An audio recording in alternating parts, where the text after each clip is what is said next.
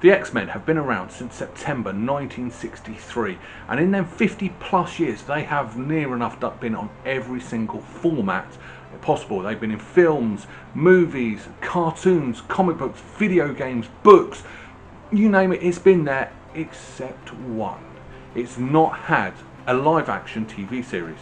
So today I'm actually going to give my reasons about why I think that should be the next move for the X-Men. When the film came out in 2000, comic books were still children orientated, so the only decent comic book adaptations you got were in cartoons. The films at that point were mainly just silly and stupid and still aimed for children. They didn't have the thought-provokingness that they do today.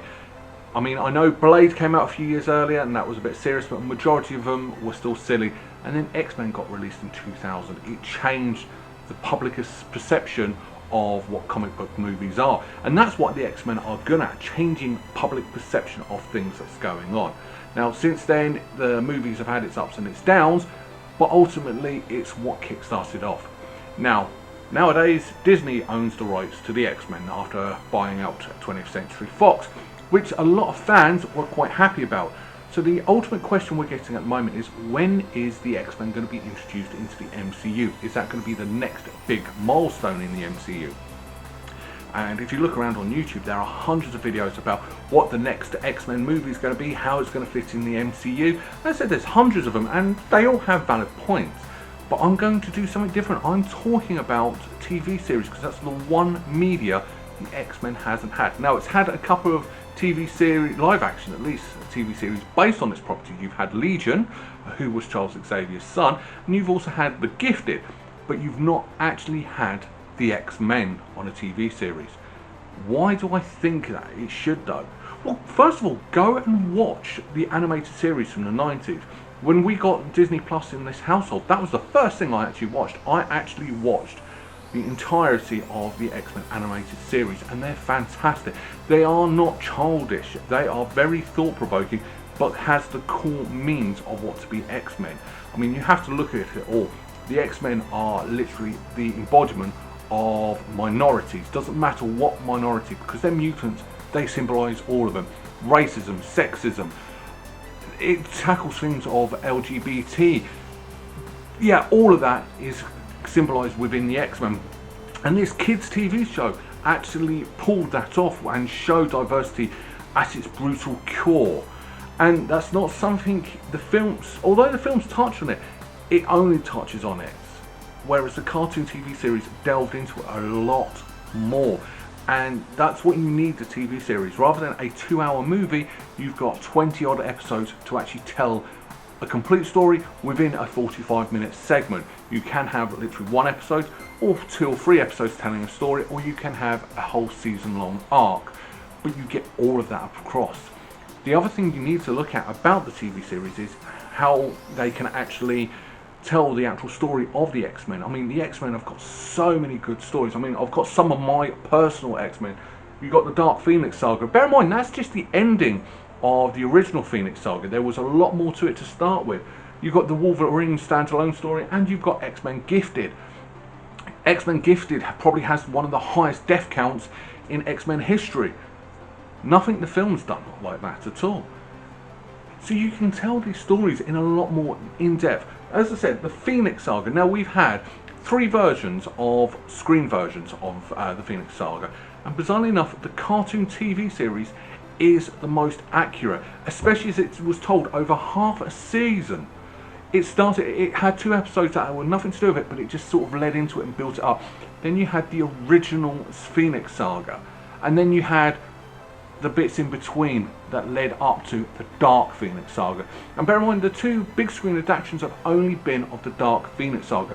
That's what this is. This is just the Dark Phoenix saga, and it's a big book and a lot to take in. A TV series will be able to actually delve into that story and get to the heart of why the Phoenix turned from a protector to an evil entity. And there are reasons behind it, which the TV series did do, but the films have sort of just swayed away a little bit. You got the Wolverine. Now they did do a big screen adaptation, but that was set after the X-Men films. But then again, that has been adapted in the cartoon series, and they did it so much better. And then you got X-Men Gifted. Now granted, this was published after the cartoon TV series ended, but it's still a very good book, and it delves into more of Charles Xavier's psyche, but also the death of Genosha, which is something that isn't been touched in before. As I said, it came out after the cartoon TV series ended. Now I know there are rumours there is going to be a 6th season of the animated series, but I want to see it live action. The other reason why I think it would be better is because of how long it takes to make a film. I mean, on average, you're looking 2, maybe 3 years to make a film, which is only going to be around about the 2-hour mark. Whereas a TV series, you're going to get 20, 45-minute episodes year after year after year.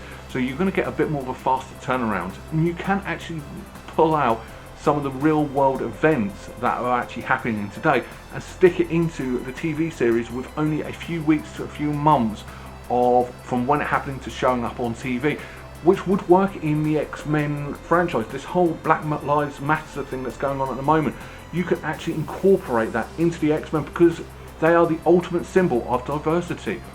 It's not something you can actually do in the film.